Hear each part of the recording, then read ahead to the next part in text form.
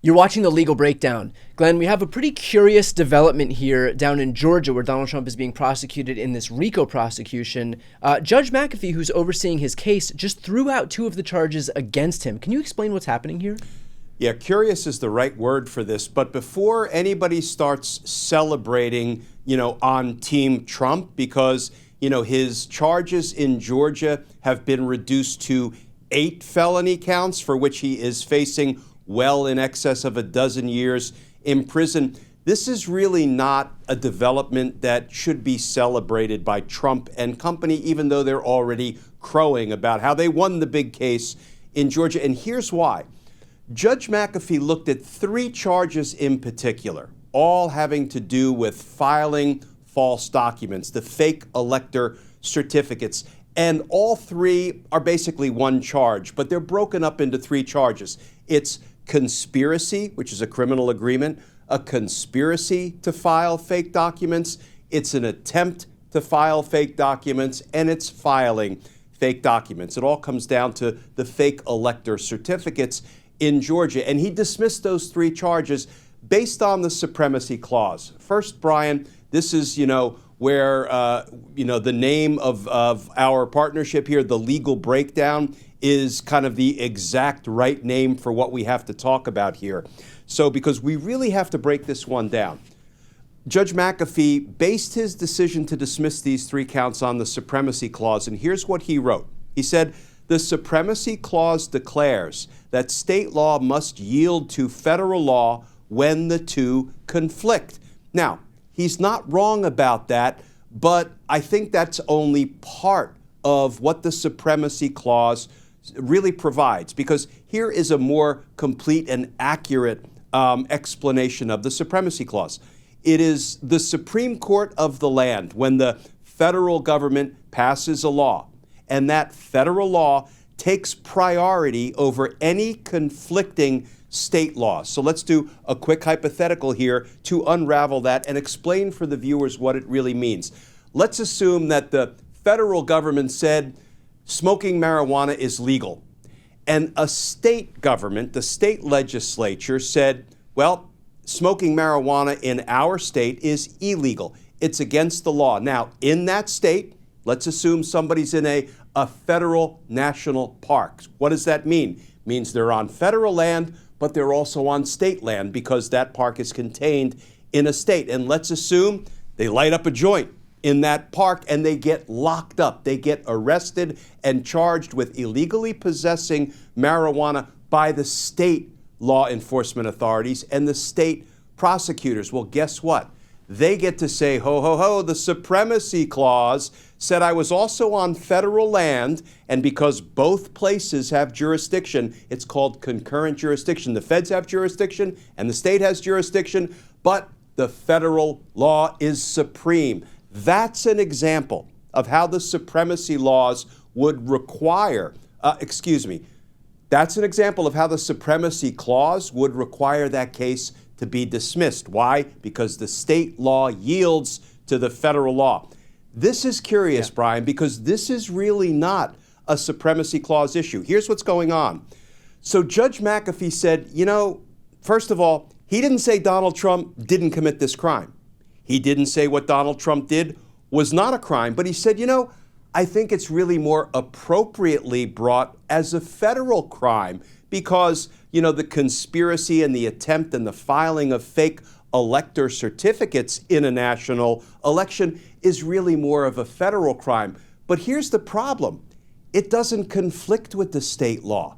It's also a state crime. So even though it's being charged as a state crime, there's no conflict with the federal law. The federal authorities haven't thus far charged him for those crimes in Georgia.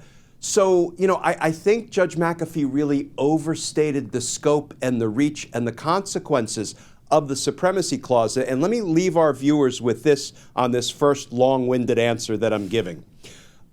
Trial court judges, when they try to, resolve these issues, they're not always right. That's probably not a surprise to people because if trial court judges were always right, we wouldn't need an appellate court. And guess what?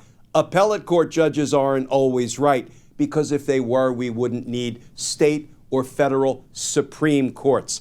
I think Judge McAfee, who frankly has been doing a very good job presiding over this highly unusual and unprecedented state court prosecution in Georgia, he's been doing a really nice job.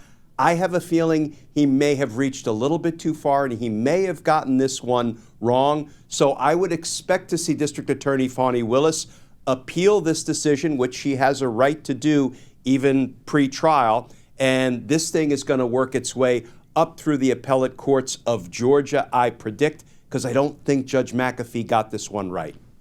Glenn, what do you say to Trump-aligned folks, for example, who are going to go out and by virtue of having won a specific motion or just win some filing, they'll beat their chest and say that we've won this case or the charges have been dismissed against Donald Trump and this is vindication for him all along?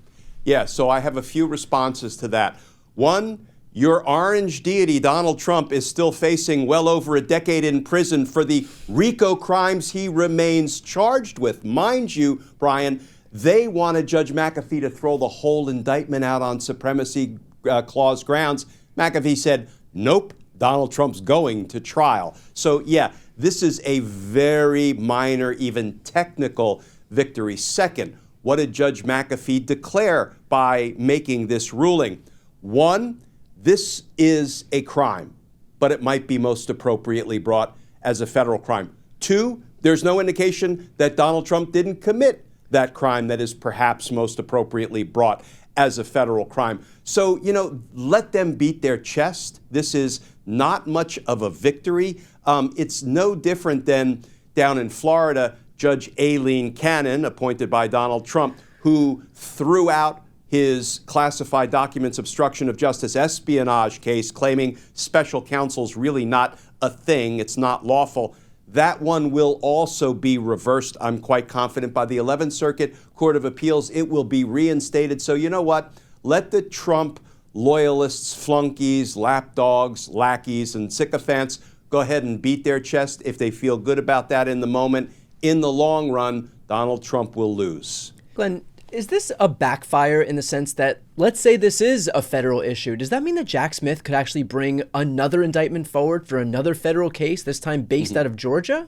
Yeah, I like the way you think, Brian. So first of all, Donald Trump is indicted in Washington, D.C.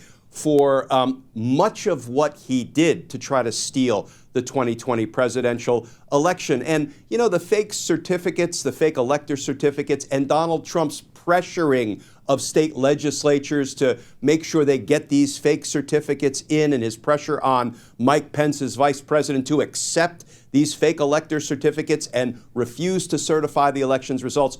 All of this is in substance already charged against Donald Trump. However, it doesn't mean Jack Smith can't take a second look at this and say, you know what? We've got venue. Venue is a fancy term for where is the best place for a federal indictment to be brought, in what state. We may have venue to charge Donald Trump with some more federal crimes down in Georgia, given Judge McAfee's ruling. But I really think the result of this will be it'll be appealed, and I suspect the Georgia Appeals Court might reverse Judge McAfee's dismissal of these charges. Well, either way, if Fani Willis appeals and the charges are reinstated, then Donald Trump is still contending with these charges in state court. Or if not, there is the possibility that if the supremacy clause does apply, well, then Jack Smith has a predicate to then try to impanel a new grand jury in Georgia and seek federal charges against Donald Trump too. So either way, it's not like Donald Trump is going to make out victorious as the result of this. But of course, we will stay on top of this. As soon as we have any updates, we'll bring them to you. For those watching right now, if you want to follow along, please make sure to subscribe. That is the best way to support our work. The links to both of our channels are right here on this screen. I'm Brian Tyler Cohen. And I'm Glenn Kirshner. You're watching The Legal Breakdown.